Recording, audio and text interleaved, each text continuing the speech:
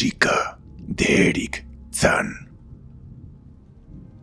Un relato de H.P. Lovecraft.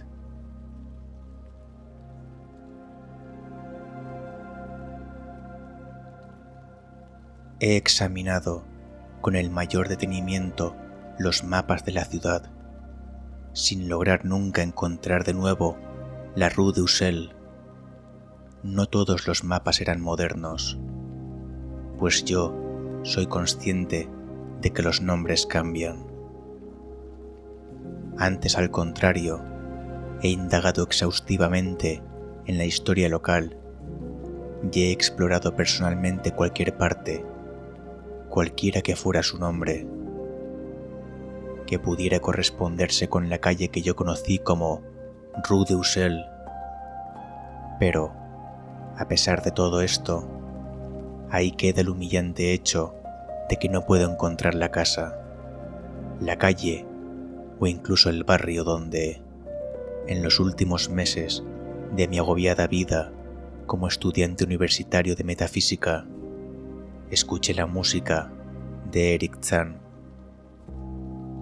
No me extraña que me falle la memoria, ya que mi salud, tanto física como mental, estaba seriamente mermada durante la época en la que residí en la Rue d'Ussel, y recuerdo que nunca llevé hasta allí a ninguna de mis escasas amistades, pero resulta extraño y singular el que no pueda volver a encontrar la calle, ya que se hallaba a media hora de camino de la universidad, y se distinguía gracias a particularidades que serían difíciles de olvidar para cualquiera que las hubiera visto. Nunca he conocido a nadie que haya visto la Rue d'Ussel. La Rue d'Ussel se encontraba cruzando un río oscuro, flanqueado de altos almacenes de ladrillo, y era salvado por un sólido puente de piedra oscurecida. Siempre reinaban las tinieblas junto a ese río, como si el humo de las cercanas factorías velaran perpetuamente el sol. Asimismo, el río apestaba a malsanos hedores que nunca antes había aspirado y que pueden serme de ayuda algún día en mi búsqueda, ya que podría reconocerlos al instante. Al otro lado del puente se abrían angostas calles de adoquines y traviesas, y después venía la cuesta, suave al principio, pero ya increíblemente empinada. Al llegar a la Rue d'Ussel, nunca antes he visto una calle tan estrecha y escarpada como la Rue d'Ussel. Resultaba casi un barranco, cerrada al tráfico, formada en ciertas partes por tramos de escaleras y rematando en lo alto en una tapia elevada y cubierta de hiedra. El pavimento resultaba irregular, hecho a veces de lajas de piedra, a veces de adoquines y a veces de tierra desnuda en la que brotaba una tenaz maleza gris y verdosa. Las casas eran altas y de tejados picudos, increíblemente viejas e inclinadas sin ton ni son hacia adelante, detrás o los lados. A veces un par de casas enfrentadas, ambas vencidas hacia adelante, casi llegaban a juntarse sobre la calle, como un arco, y en verdad robaban casi toda la luz al terreno de abajo. Había unos cuantos puentes volantes que saltaban de casa en casa sobre la calle. Los habitantes de esta calle me causaban una peculiar impresión. Al principio pensé que se debía a su talante silencioso y reservado, pero más tarde concluí que era causado por el hecho de que todos eran muy viejos. No sé cómo acabé viviendo en una calle así, pero no estaba muy en mis cabales al mudarme. Había vivido en multitud de cuchitriles siempre desahuciado por la falta de dinero, hasta arribar a esa casa destartalada de la Rue d'Ussel, regentada por Blandot, un paralítico. Se trataba de la tercera casa a partir del final de la calle, y con mucho era la más alta de todas. Mi cuarto estaba en la quinta planta, la única con inquilino, ya que la casa estaba casi vacía. La noche de mi llegada oí una extraña música proveniente de la picuda buhardilla de arriba. Ya al día siguiente interrogué al respecto al viejo Blandot. Me contestó que se trataba de un viejo violinista alemán, un extranjero mudo que firmaba como Eric Zahn y que tocaba por las tardes en la orquestilla de un teatro, añadiendo que el deseo de Zahn era tocar durante las noches. A la vuelta del teatro era lo que más le había llevado a elegir su alta y aislada buhardilla, cuya ventana del gablete era el único lugar de la calle desde donde uno podía otear más allá del muro de remate hacia el declive y la panorámica de más allá. A partir de entonces pude escuchar cada noche a Zahn, y aunque me mantenía en vela, me sentía tocado por lo ajeno de su música. Sabiendo poco de este arte, estaba convencido de que ninguna de aquellas composiciones tenían relación alguna con cualquier música que hubiera escuchado antes, y llegué a la conclusión de que estaba ante un compositor de un genio sumamente original.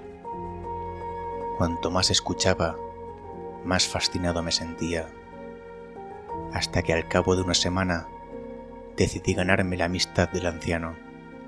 Una noche, a la vuelta de su trabajo, me hice el escontradizo con Zahn en el vestíbulo y le comenté que me gustaría conocerlo, así como acompañarlo mientras tocaba. Se trataba de un personaje bajo, delgado, cargado de hombros, de ropas raídas, ojos azules, rostro grotesco, como el de un sátiro casi calvo. A mis primeras palabras pareció irritado y temeroso a un tiempo. Mi talante, abiertamente amistoso, lo aplacó, no obstante, al final, y, de mala gana, me invitó por señas a seguirlo por las escaleras oscuras, crujientes y temblorosas del ático. Su cuarto, uno de los dos que había en la empinada buhardilla picuda, miraba al este, hacia la gran tapia que formaba el remate superior de la calle. Era de gran tamaño y parecía aún mayor gracias a su extrema desnudez y abandono. El mobiliario consistía tan solo en un estrecho jergón de hierro, una desconchada palangana, una mesa pequeña, una gran librería, un atril de hierro y 3 sillas vetustas. Las partituras se apilaban en desorden por los suelos. Los muros eran de tablazón desnuda y seguramente jamás conocieron el yeso, al tiempo que la abundancia del polvo y telarañas acentuaban la impresión de que el lugar estaba más abandonado que deshabitado. Sin duda, el mundo de belleza de Eric Zahn se hallaba en algún lejano cosmos de la imaginación. Invitándome a sentarme, el mudo cerró la puerta, echó el gran pestillo de madera y encendió una vela para hacer compañía a la que había traído consigo. Luego sacó el violín de su apolillada funda y, empuñándolo, se sentó en la menos incómoda de las sillas. No empleó el atril, pero sin una vacilación, tocando de memoria, me encandiló durante 1 hora con melodías nunca antes oídas, melodías que debían ser creaciones suyas. Describirlas con exactitud es algo imposible para un lego en la música. Se trataba de algo así como una fuga, con pasajes recurrentes, de una cualidad de lo más fascinante. Pero lo más notable fue la ausencia de cualquiera de las extrañas notas que había escuchado arriba, desde mi cuarto. En anteriores ocasiones recordaban bien esas notas obsesivas, y a menudo las había tarareado y silbado, titubeante para mí mismo, por lo que, cuando el músico bajó al fin su arco, le pregunté si podría brindarme alguna de ellas. Apenas comenzaba mi solicitud, el arrugado rostro del sátiro perdió su aburrida placidez que luciera durante la interpretación, pareciendo mostrar esa misma y curiosa mezcla de ira y temor que ya advirtiera la primera vez que abordé al anciano.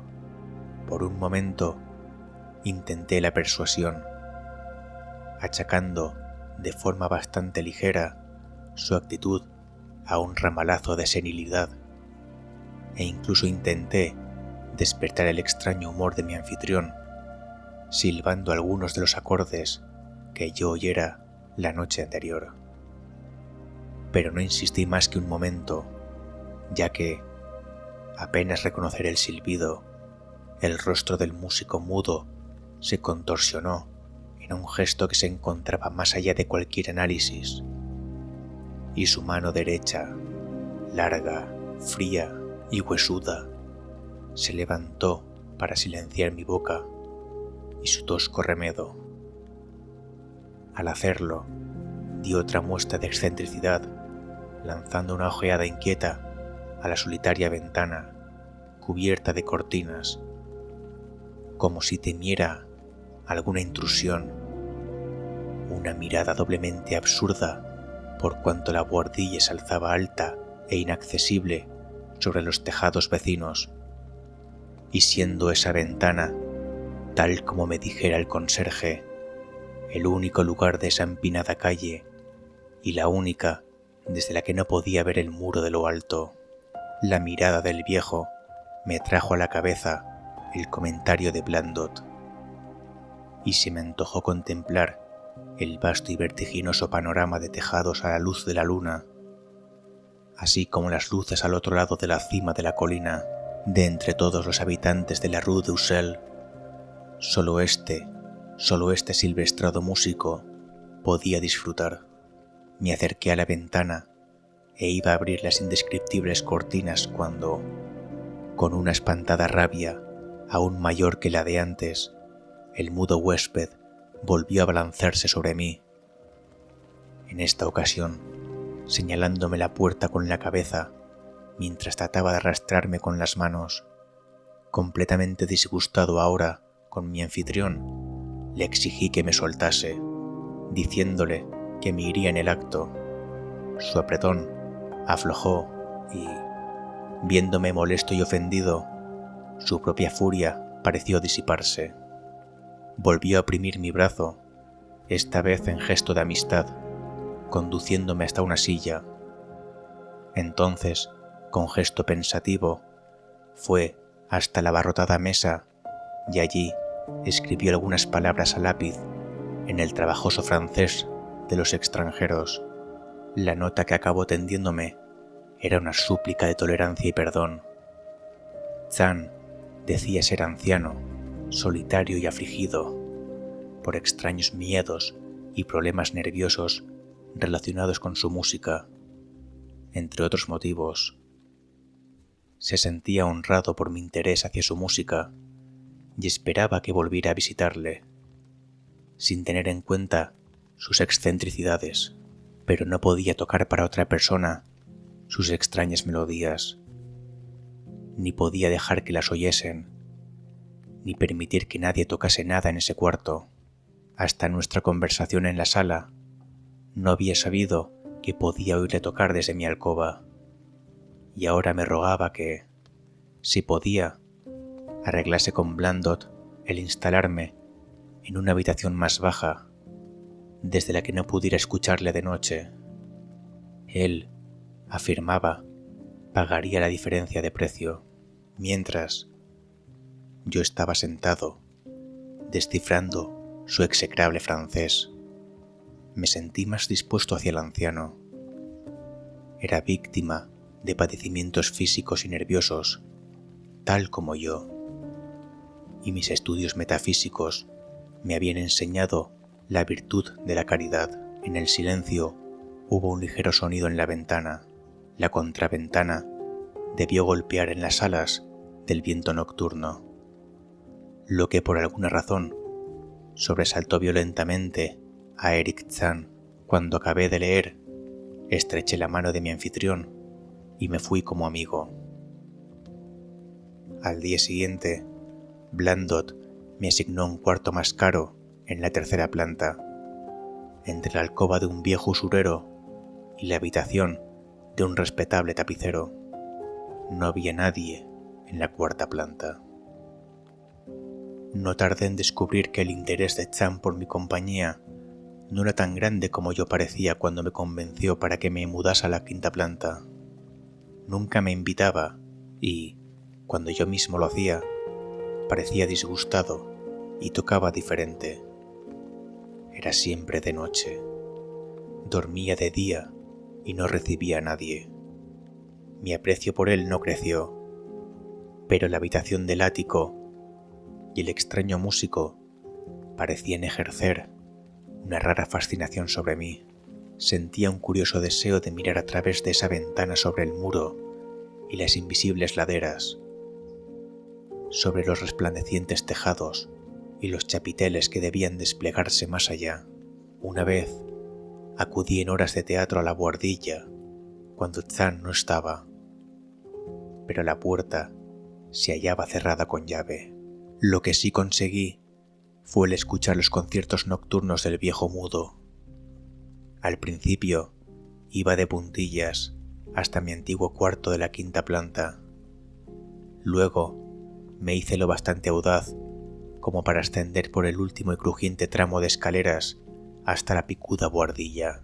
En el angosto descansillo, al otro lado de la puerta trancada y con la cerradura ocluida, escuchaba a menudo sonidos que me llenaban de un miedo indefinible, miedo a prodigios indefinidos y misterios acechantes.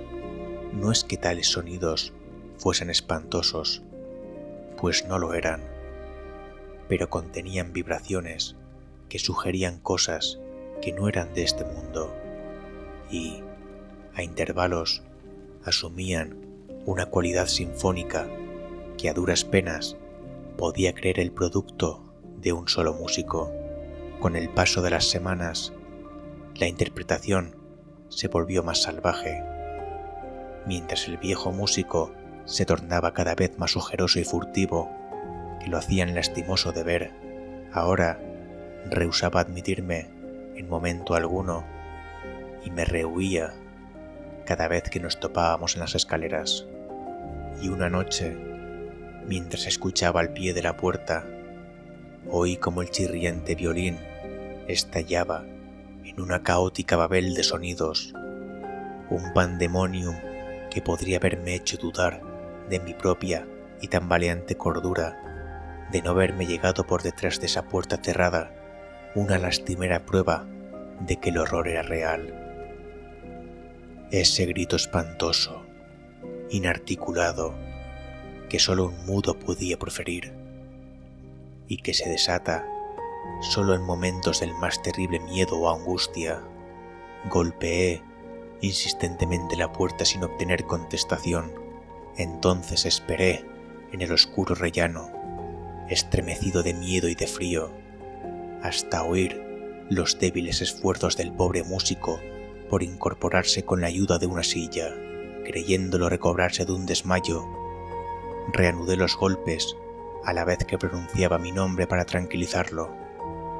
Escuché cómo Zahn se tambaleaba hacia la ventana y cerraba la contraventana y cortina Después fue trastabillando hasta la puerta y la abrió titubeante. Esta vez su gozo al verme fue real, ya que su semblante desencajado resplandecía de alivio mientras se aferraba a mi chaqueta como un niño a las faldas de su madre. Temblando de forma patética, el viejo me hizo sentar en una silla, al tiempo que él ocupaba otra, junto a la que su violín y su arco yacían de forma descuidada sobre el suelo. Permaneció algún tiempo inmóvil, cabeceando de forma extraña, ofreciendo una paradójica insinuación de escucha intensa y espantada.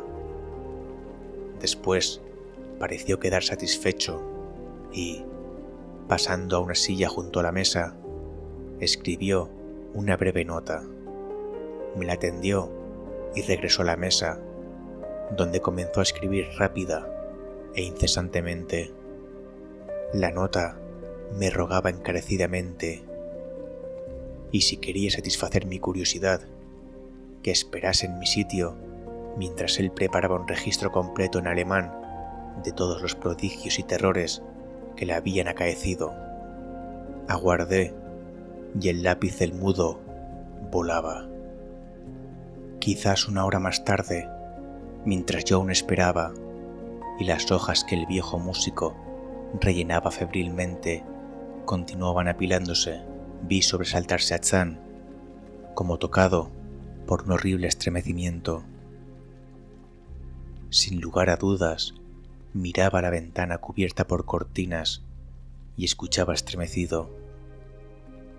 Entonces me pareció a medias oír un sonido, aunque no era nada horrible, sino que, por el contrario, se trataba de una nota musical sumamente baja e infinitamente distante, sugiriendo un intérprete que se hallase en una de las casas de la vecindad, o quizás en alguna morada del otro lado del muro, sobre el que nunca había llegado a mirar. Pero el efecto fue terrible para Zan, ya que, dejando caer el lápiz, se alzó bruscamente, empuñó el violín y comenzó a desgarrar la noche con la más extraordinaria interpretación que jamás haya oído nacer ese arco, fuera de lo escuchado, junto a la puerta cerrada. Sería infructuoso describir la interpretación de Eric Zan en esa noche espantosa. Resultaba más horrible que cualquier otra cosa que yo hubiera escuchado, ya que ahora veía la expresión de su rostro y podía comprender que el motivo era un miedo atroz. Intentaba hacer ruido para mantener algo a raya, o quizás ahogar sus sonidos. El que no puedo imaginarlo, aunque creo que debía tratarse de algo horrible. La ejecución se volvió fantástica, delirante e histérica, aunque manteniendo hasta el fin las cualidades de supremo genio que, como yo bien sabía, poseía aquel singular anciano. Reconocía los sones. Se trataba de una salvaje danza húngara, popular en los teatros, y por un instante pensé que era la primera vez que oía a Zan acometer la obra de otro compositor, más y más alto, más y más salvaje. Subían el chirrido y el gemir de aquel violín desesperado. El músico estaba empapado en sudor y se contorsionaba como un mono, sin dejar de mirar frenéticamente hacia la ventana cubierta por la cortina. En sus extraordinarias contorsiones, casi podía adivinar sátiros y bacantes bailando y girando enloquecidos a través de hirvientes abismos de nubes y humo y relámpagos, y entonces creí escuchar una nota más aguda y persistente que la del violín, una nota calmada, deliberada, intencionada, burlona, que llegaba de muy lejos, hacia el oeste.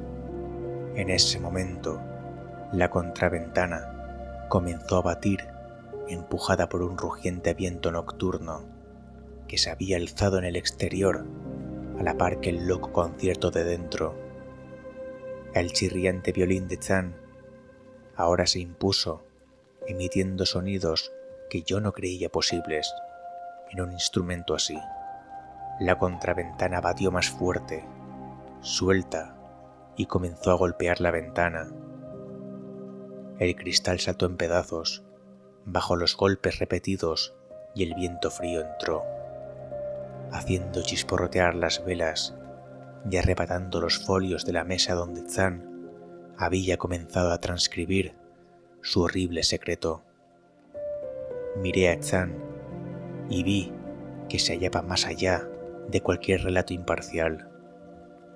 Sus ojos azules estaban desorbitados, vidriosos, ciegos, y la frenética interpretación se había convertido en una incorregible orgía, ciega, mecánica, que ninguna pluma puede aspirar siquiera a insinuar. Un soplo repentino, aún más fuerte que los demás, arrebató el manuscrito y lo llevó hacia la ventana. Perseguí con desesperación las hojas volantes, pero se fueron antes de que pudiera llegar a los cristales rotos. Entonces recordé mi antiguo deseo de mirar por esa ventana, la única en la Rue d'Ussel, desde la que no podía contemplar la ladera al otro lado del muro y la ciudad que se extendía más allá. Estaba oscuro, pero las luces de la ciudad permanecían encendidas y yo esperaba verlas, a pesar de la lluvia y el viento. Pero aunque me asomé a esa ventana de buhardilla, miré mientras las velas chisporroteaban y el loco violín aullaba al compás del viento nocturno. No vi ciudad alguna abajo, ni luces amigables resplandeciendo desde las calles reconocibles, sino solo la oscuridad del espacio ilimitado. Inimaginable espacio viviente, con movimiento y música, careciendo de la semejanza alguna con nada de esta tierra. Y mientras permanecía allí, mirando, aterrorizado, el viento apagó las velas de la antigua buhardilla picuda, sumiéndome en una salvaje e impenetrable oscuridad, con caos y pandemonium ante mí, y la demoníaca locura del violín aullando en la noche a mis espaldas. Retrocedí tambaleándome en la oscuridad, sin medios para encender la luz, chocando con la mesa, volteando una silla y finalmente abriéndome paso hacia el lugar donde la oscuridad gritaba con la estremecedora música. Debí hacer algo para salvarnos a Eric Zan y a mí mismo, cualesquiera que fueran los poderes que se nos enfrentaban. En cierta ocasión creí sentir el roce de algo helado y grité, pero mi grito fue acallado por aquel espantoso violín. Repentinamente, en la oscuridad, el enloquecido vaivén del arco me tocó y supe que estaba junto al músico. Tanteando, toqué el respaldo de la silla de Chan y luego encontré y sacudí su hombro intentando hacer que volviera en sí. No respondió. El violín chirriaba sin pausa. Alcé la mano a su cabeza, cuyo mecánico agitar pude detener, y le grité en el oído que debíamos escapar de los desconocidos seres de la noche.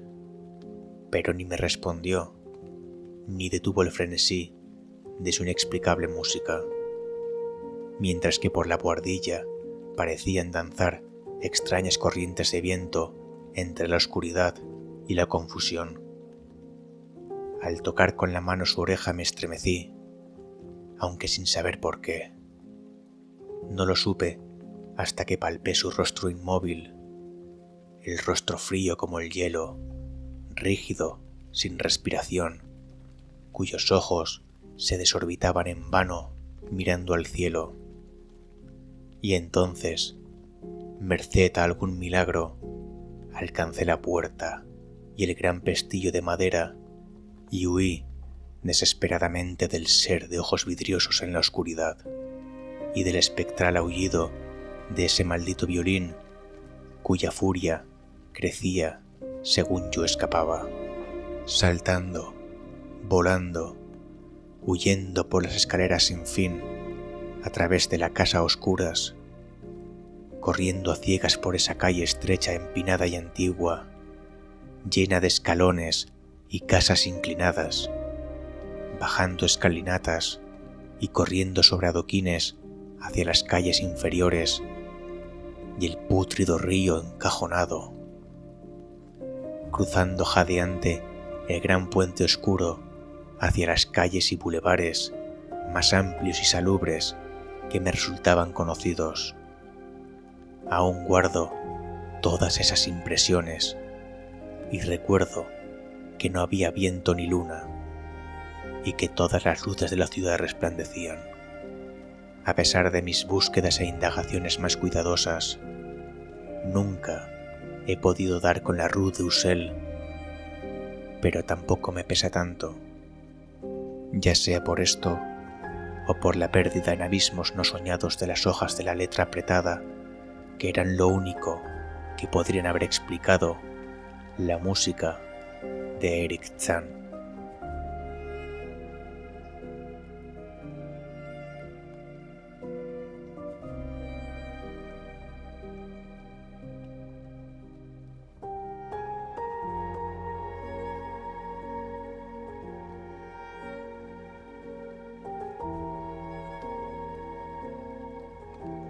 Cierren los ojos y dejen que el eco de ese violín siga vibrando en sus oídos.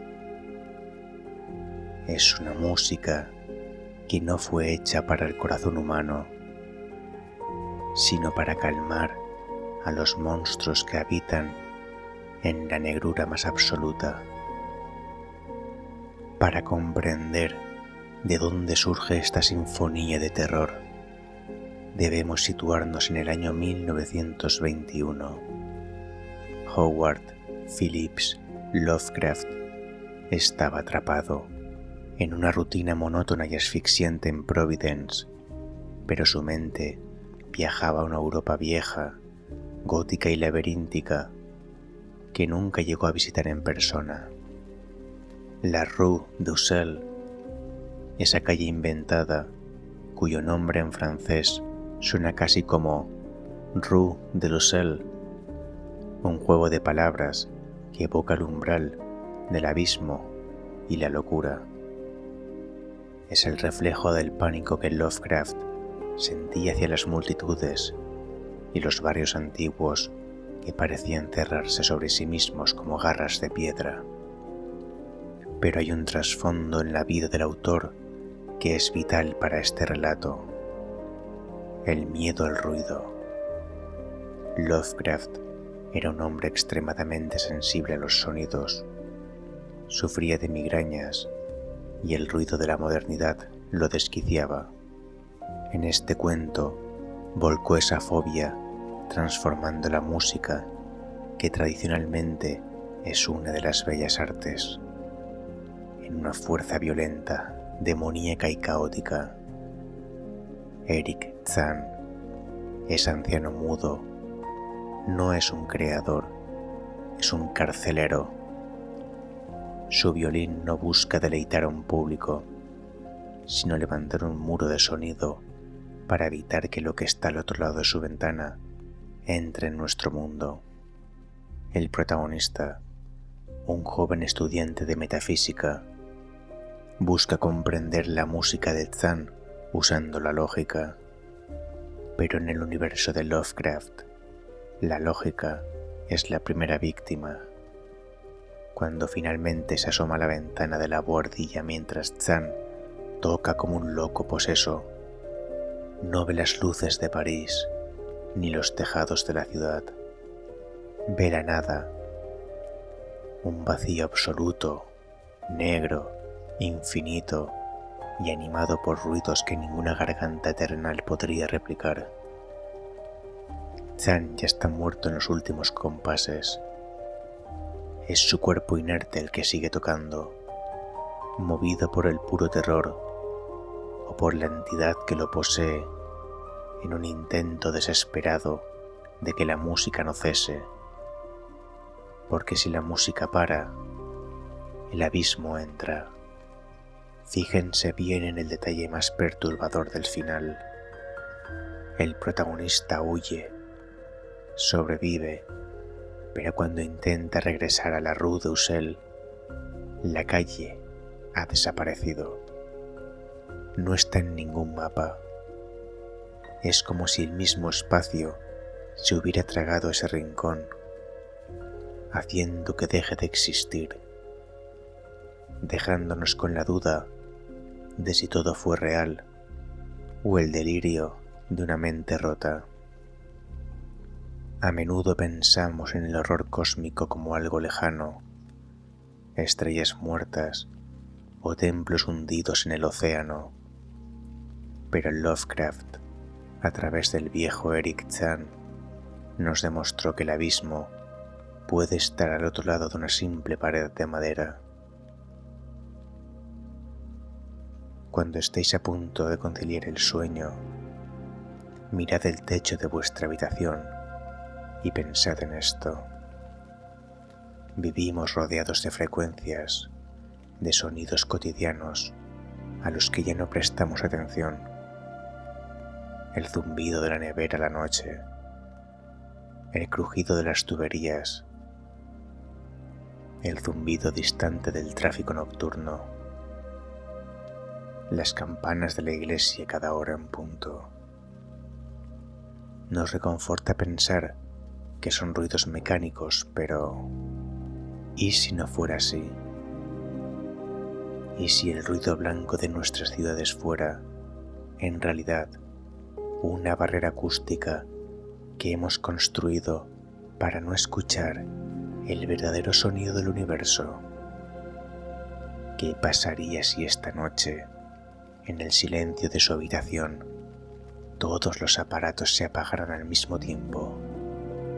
Si se quedaran en un vacío absoluto y de repente, entre las sombras de su ventana, empezaran a escuchar una melodía extraña, un ritmo que no encaja con nada que conozcan, tocado por un instrumento invisible. No intenten buscar el origen de la música, no abran las cortinas, porque si lo hacen, descubrirán que la calle ya no está allí y que lo único que los separa de la oscuridad eterna es ese sutil e incómodo sonido que empezará a sonar en sus propios techos. Escuchen con cuidado el silencio y traten de dormir, si es que las notas de Eric Zahn no han empezado ya a vibrar en su cabeza. Recordad que si queréis que narre algún relato o poema, o queréis mandarme vuestras propias creaciones para narrarlas aquí, no dudéis y escribidme un correo electrónico a relatornoctambulo@gmail.com. Que pasen una buena noche y unos sueños tenebrosos. Desde Relator Noctámbulo.